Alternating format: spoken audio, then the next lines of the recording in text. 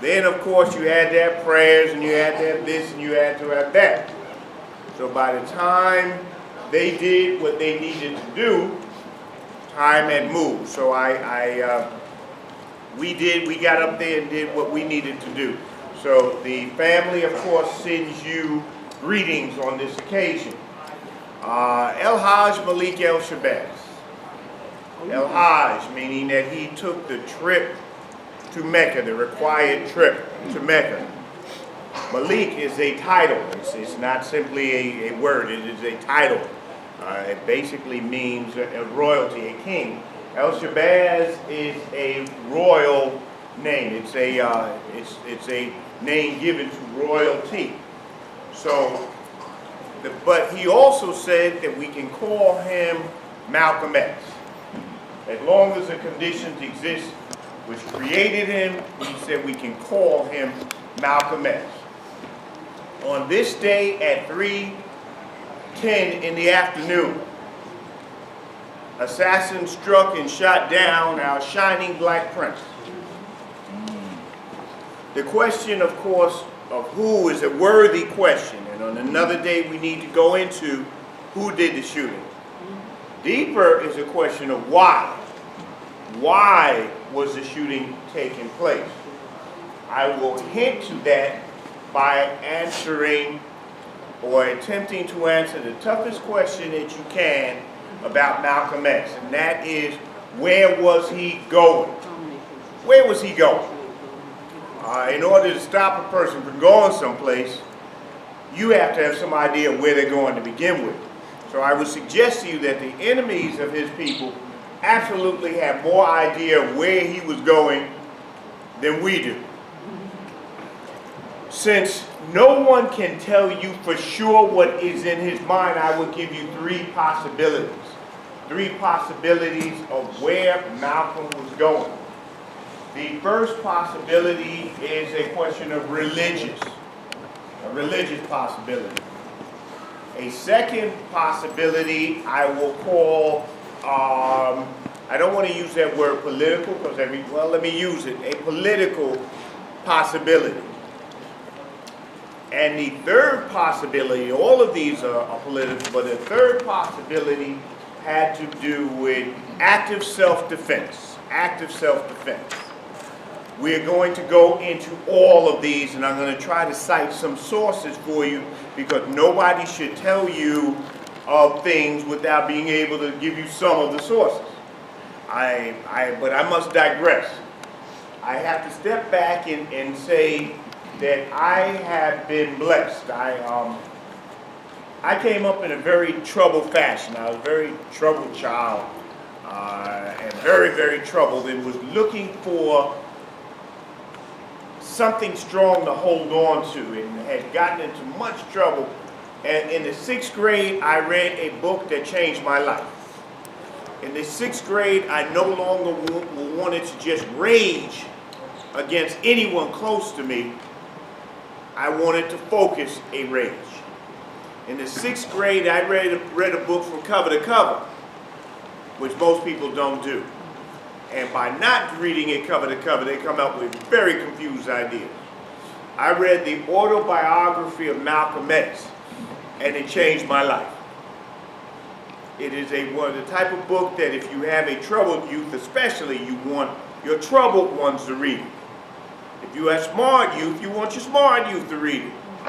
If you have youth that are religious or whatever, you want them to read it as early as possible. They now have children's books. I read it in the 6th grade. Of course, I had to reread it after that, because no matter how smart you are in the 6th grade, you're not going to master that book. It says that book is like the Bible or the Torah or the Quran or whatever. You got to read it several times, over and over. Each time you read it, you will get a new insight. So I read this book that put me on a different journey. And it spoke of Malcolm, the anti-racist, where he disagreed and disavowed many of his earlier positions and became an anti-racist, one of the strongest anti-racists that we had. anti-racist does not mean that he no longer was a proud African. That's ridiculous. Anybody who comes up with that, they didn't read the same book. They come in, I don't know what they're talking about. Malcolm was he was a proud African when we weren't even proud to be Negroes. He was a man way ahead of his time. But a quick story of Malcolm X. I like stories. They help illuminate. There was a woman named Lorraine Hansberry. She was the secretary of Paul Robeson. I'll say it again. Let's connect these dots. The secretary of Paul Robeson, but she was a very light-skinned sister. Very, very light-skinned sister. She was lighter than that Nanking banner. And the food was good, and I'm very grateful for them. And she was walking in Harlem, and some brothers started berating her. Started giving her a hard time. She's not authentic. She's not black enough. She's not this and that. They were tearing, the woman's just feeling bad. A limousine was driving by, screeches to a halt, and a tall, lanky fellow jumps out. And he starts educating those men. That man who was able to, was as light as she was, if not lighter. That man who those brothers had to stop and listen and check themselves was none other than Malcolm X, who started educating her, or them rather, on the fallacy, the mistake of thinking that melanin alone is going to make you the pure, true African. Melanin alone. If that's the case, Papa Doc was a better African than many. And I can name other, I don't even have a good word for folk like that. All right.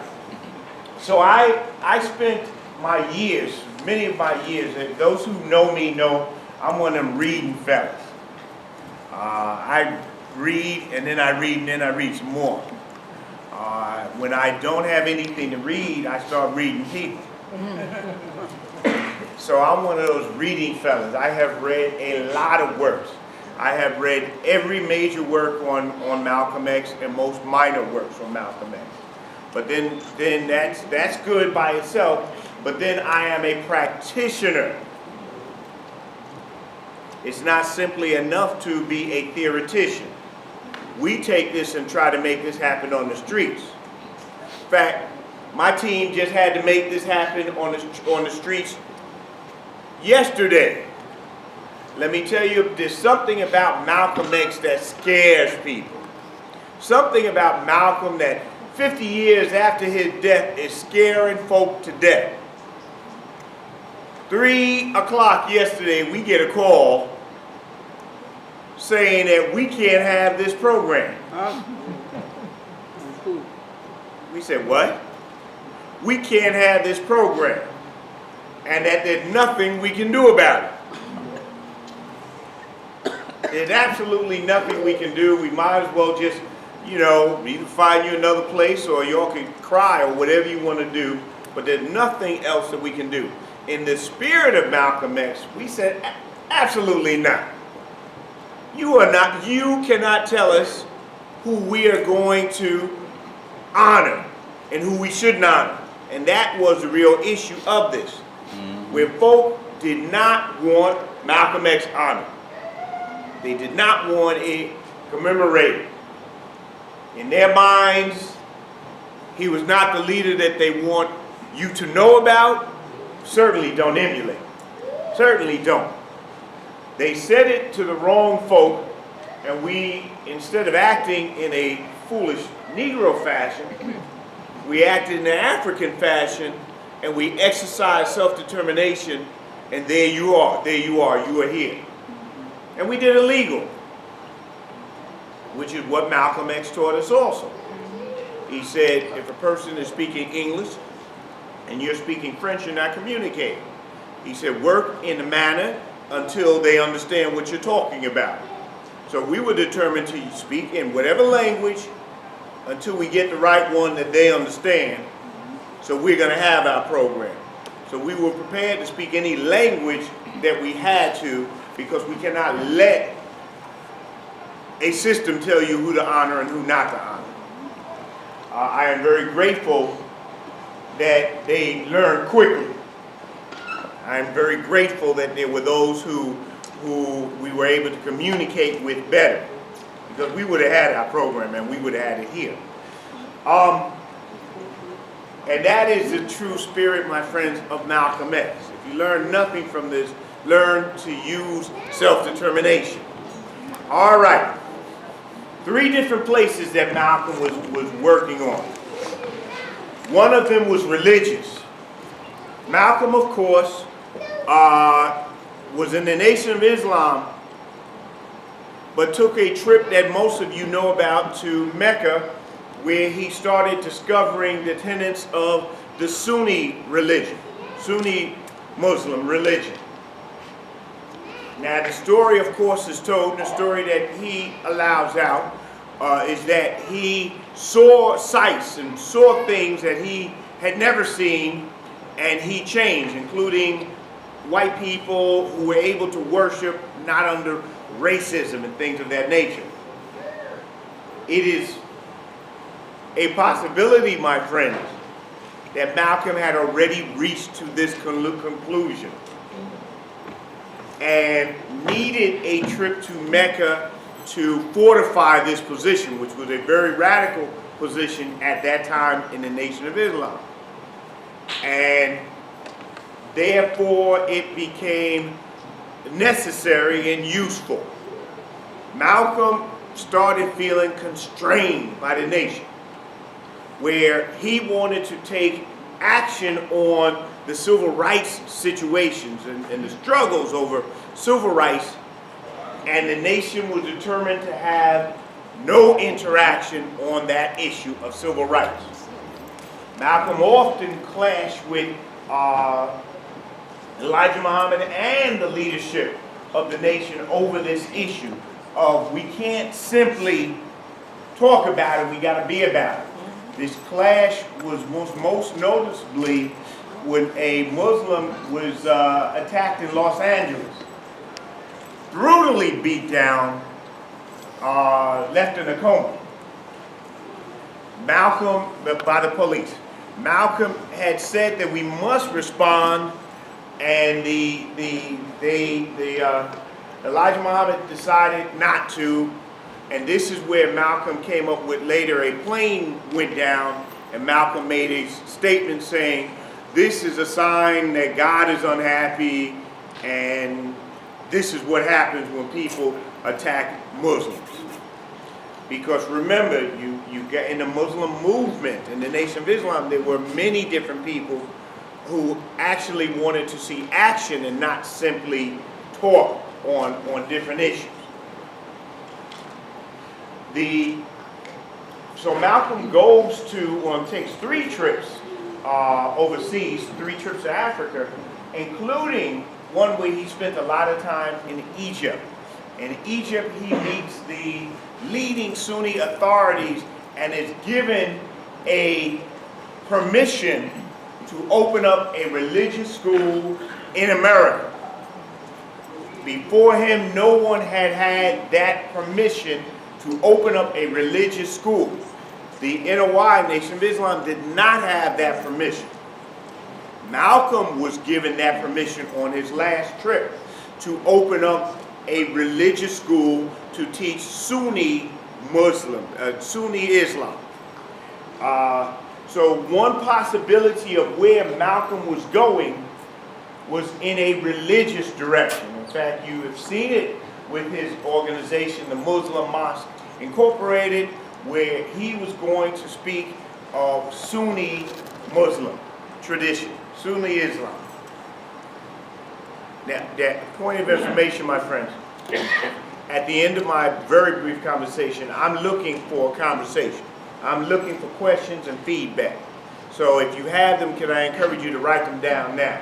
Because no one is teaching you, I am learning you, the old Southern way. We will learn together. I appreciate what Brother A.U. was doing earlier, where he was learning the people also. So I certainly appreciate the sharing of knowledge, because no one has it all. We all have a piece. We all need to share and put it out there. So one direction that Malcolm was going into was a direction of, he could have become an imam, he could have become a religious teacher of Islam in the Islamic tradition, in the Islamic faith. Another possibility of where Malcolm was going was when he created the OAAU, the Organization of African American Unity, patterned after the OAU, the Organization of African Unity.